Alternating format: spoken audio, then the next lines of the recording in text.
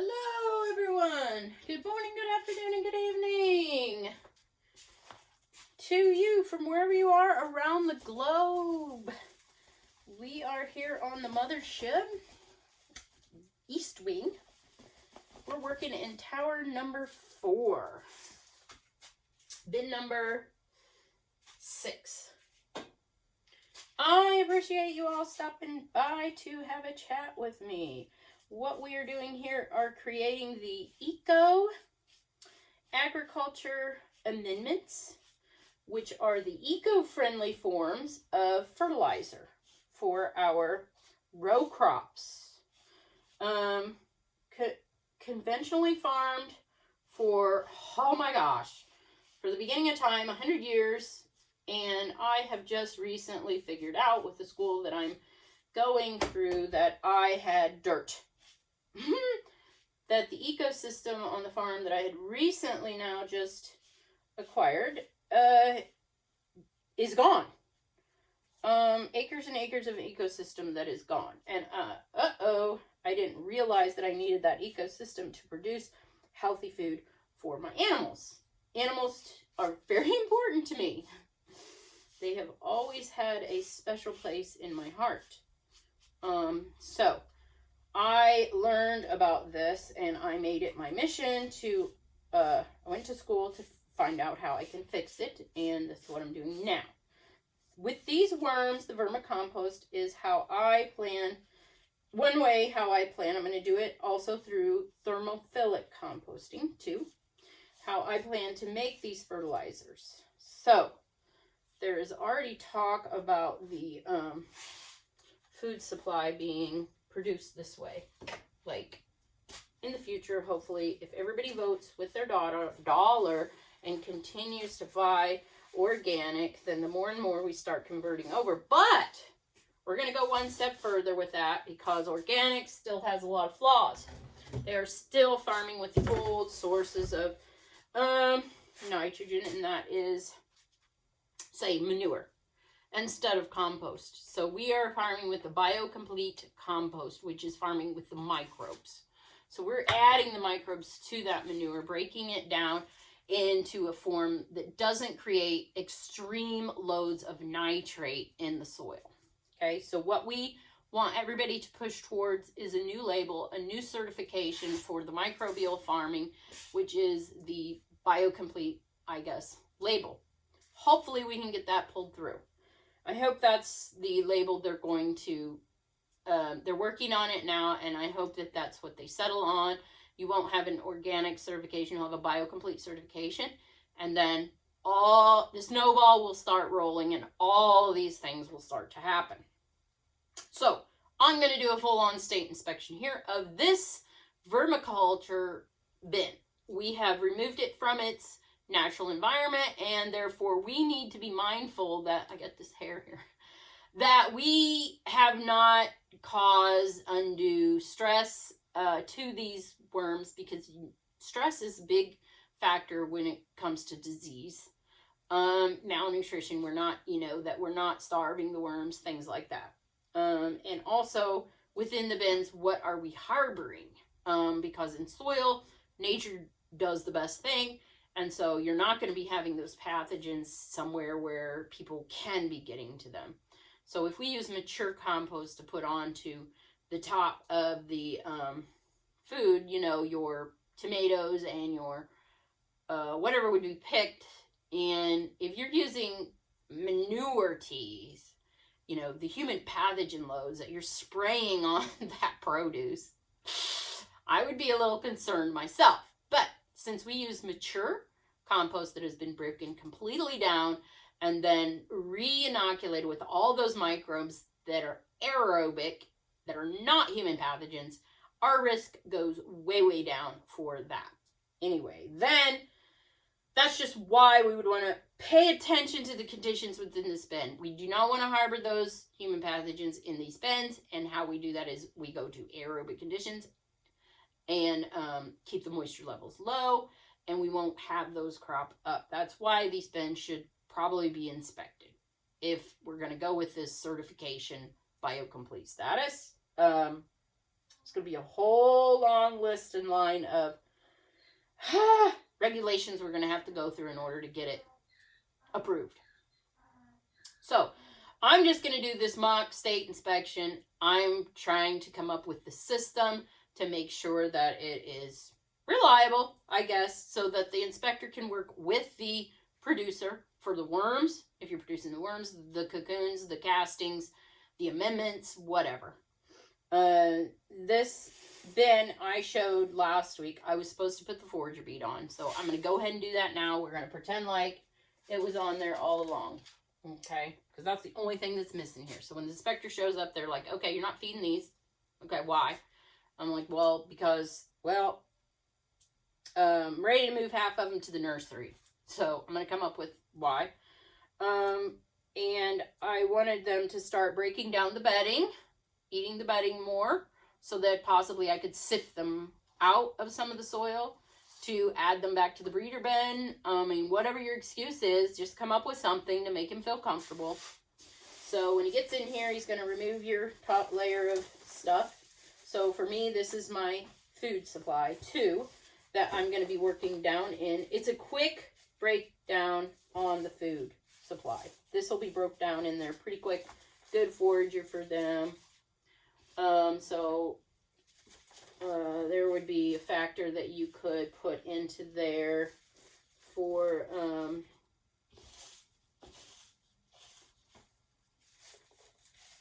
food, even though, you know, you're foraging, you're feeding when you put the leaves on top. So that's a catch-22. I'm actually using these leaves to hold the moisture down in the bin. That's why I love putting them on there. See how nice? There is nothing crispy on the sides here. So this may be a requirement that you do have some sort of a cover at all times. Because, now, these leaves didn't get crispy at all. So there's no possible way that we're going to get any anaerobic little small hard balls there. The oxygen can't get in and penetrate. Okay, so let's think of that. You guys at least comment and argue with me. Okay? Because I may do my thesis on this. You know, state regulations for or a way to come up with state regulations. I mean, they probably passed me on that. I mean, I got to prove in here that I'm doing, you know, either a fungal dominant or a bacterial dominant. Maybe, I'm not sure. And then take it all the way to the field and show that we did increase the dirt. I'll have to see what all they will approve at the school. I'm seeing some bright yellow castings here. My moisture level, pretty dry here on top, but okay, so that's the dry level. I think what the state will end up doing is, in the end, there will be an overall moisture assessment. So right now we do have a decent moisture level there. I would call the top a blue bead. And then I would probably say that the bottom, not blue bead, I'm sorry, light sky blue bead. That's what I'm calling that, light blue. And then the medium blue is what I call the medium blue. And then I should give it a name, but I don't have.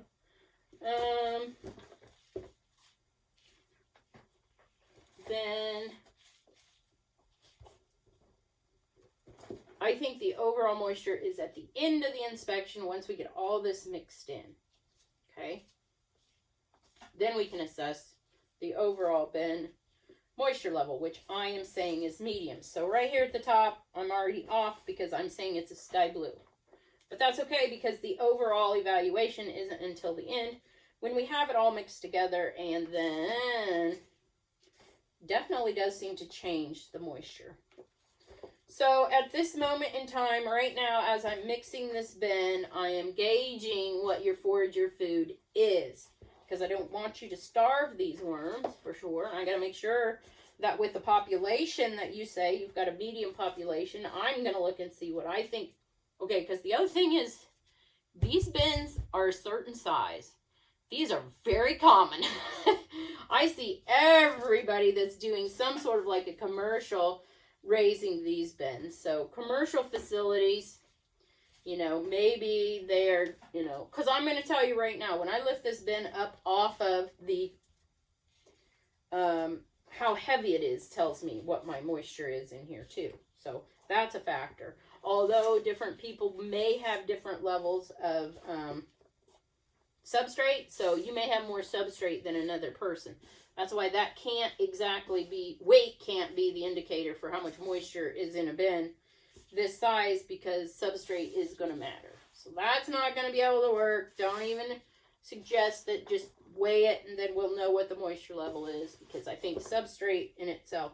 Now, we can definitely weigh a tank of castings and soak it down and weigh it and say, hey, you know what? If your tank is over 50 pounds, woohoo, fine. Because you are producing human pathogens out the wazoo. Because that much moisture, and I say castings because the castings would be a very, very small particulate. Probably smaller than your peat or whatever. So if we saturate those castings and we filled this tank with castings, it's a small particulate, so we don't have a whole lot of airspace. Once you reach this size of a tank, and they may measure every tank, who knows?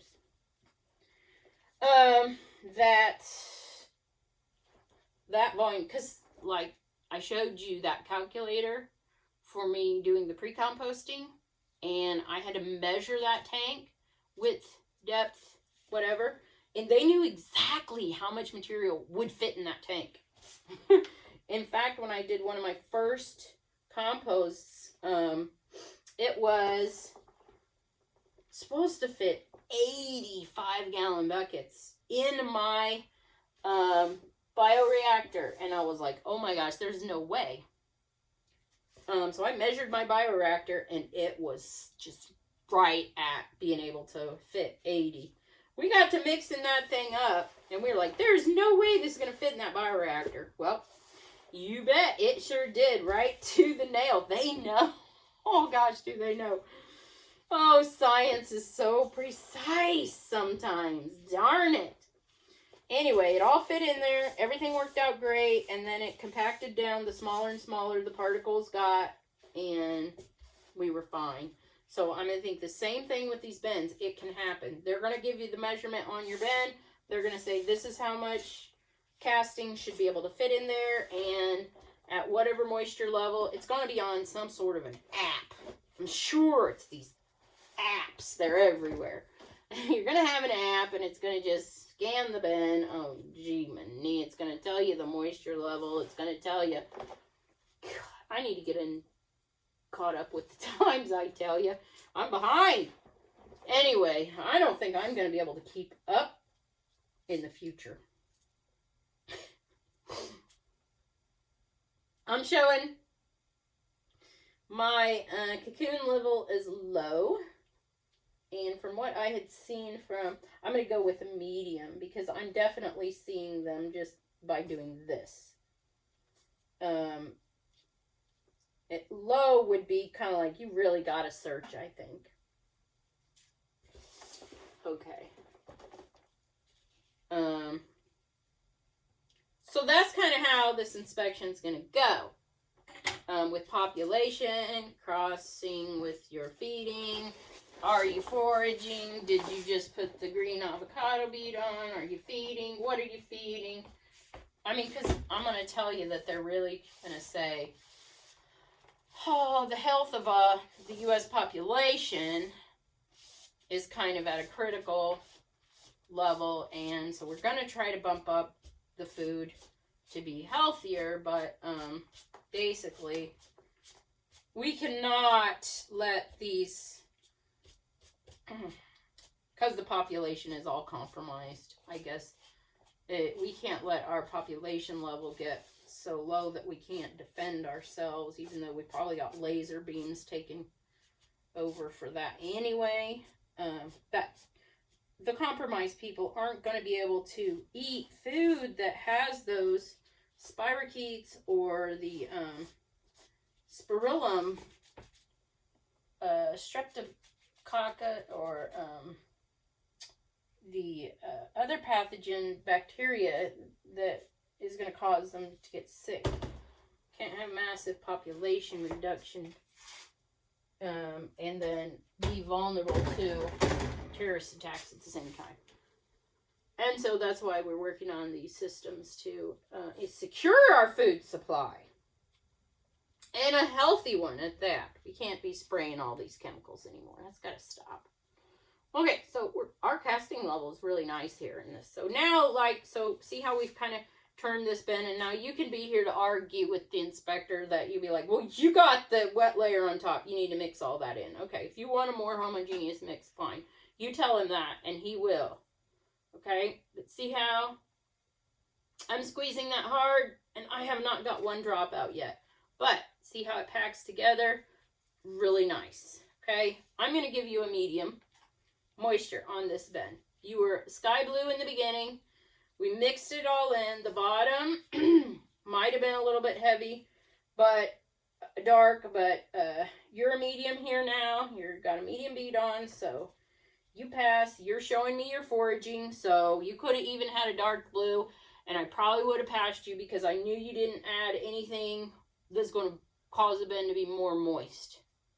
Okay, so you're foraging. I see plenty of forager food left in here for this population. You are not going to get into any type of reduction at this population. You're medium. Now, if you had a black bead on, we might have not had enough forage here for this bin to keep it from getting stressed. I'll pass you this time, and let me tell you that the state inspector for my bees aren't even this critical. Yeah, all looks good. They just look in there and it looks good and they'll move on. I'll probably do that with bins too. These bins. Although these bins, you got to get through them. They do open up my beehives. They check every, several frames, get through them, make sure they're critical. Especially if you're someone with some check marks.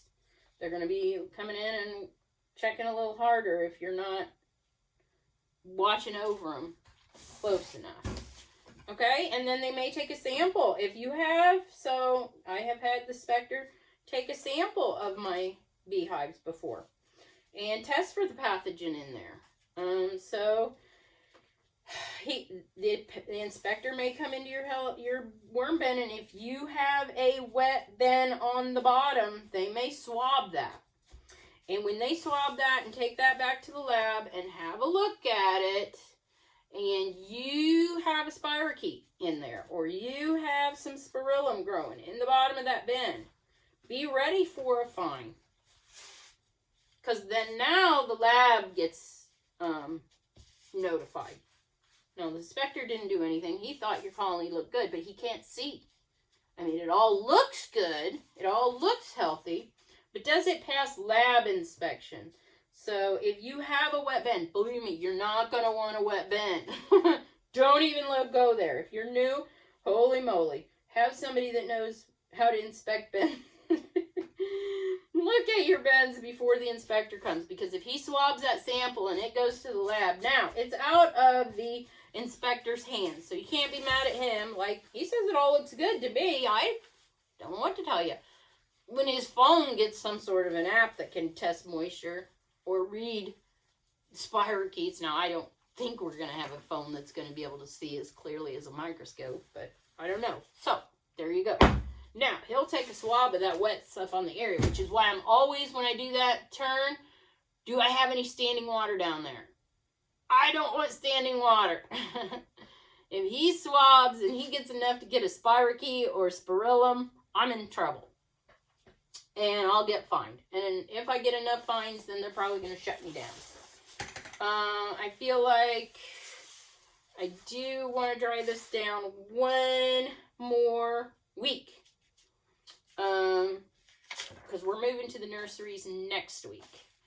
And so now what our bead system says is we're foraging, moisture, medium, I like the speeds. It's accurate. If the inspector comes next week, I think it's still going to be the same. And that's your goal. To make sure whatever you did in here, it's still going to be the same when he shows up. That way he knows you're checking regularly. That's what they want. They want to know you're keeping your bins healthy. And that means don't just set them on the shelf and say, we don't have to check them. We don't have to worry about them. You do. some people go in every 2 days and feed, and that's really pushing them for a lot of production, and that's fine. That's not stressing them at all. That's making them really happy. There is a lot there for you to think about. We can go into more depth in the future on some other things as well, but this is just what I want you thinking about and helping me with maybe some plans as to what color beads are for what and how we're going to communicate that we have been doing our job. Because I don't like the paper system. It's just so much writing. To me, it takes so much time. I like that bead. It's quick. It gives me an overall visual of my bins. I think that it's going to look good for the inspector. And it's real time. But probably doesn't give us a good track record as far as what the bin is like 3 months ago. So I hope they're not going to be that critical. The bees, they are. You got to be able to show record like all the way back. Yes. So I'm going to guess they might not be happy with the bead system, or they may make us do both. No, I don't think you have to do both. If you're going to be diligent enough to write all this down, kudos to you. I don't want to do all that writing. And so I'm happy with just the bead system and keeping track of the turning. And I don't even think you need to do the feeding. Just keep track of the turning. Keep a record of the turning of the bins. And we're good. And you can use the bead system. You can do all the writing. That's great if you don't want to spring for the beads. I love it. I don't think we need a 3-month prior record on what your moisture levels were and all that. I think that's overkill. I think that we're going to make people mad, angry. I think that they're not going to want to do it. They're going to say, no way, I'm not going to do raising these things. And I think it's very important that we do create these eco-amendment fertilizers, eco-friendly fertilizers. And if it takes using the earthworms, great, fine. Yes, we hope that everybody gets to doing it in livestock underground, where it's actually you're feeding them real time out in the field. That's great. But I think we're also wanting to use these as decomposers for human wastes, like as far as food scraps and things. So there's going to always need to be these tanks, and probably always need to be backup reservoir somewhere in these.